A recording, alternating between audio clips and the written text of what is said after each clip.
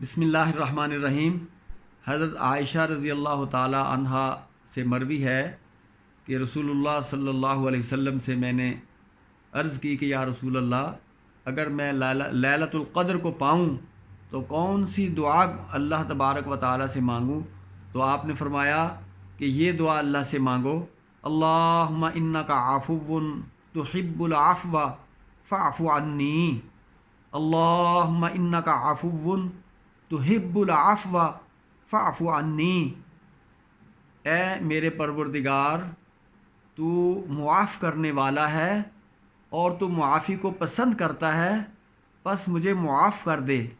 یہ جملے آپ صلی اللہ علیہ وسلم نے تلقین فرمائے حضرت عائشہ رضی اللہ تعالی عنہا کو۔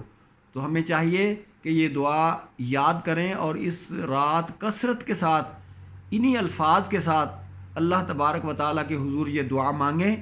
پھر سنیے، اللہم انک عفو تحب العفو فاعف عنی، وآخر دعوانا ان الحمد للہ رب العالمین۔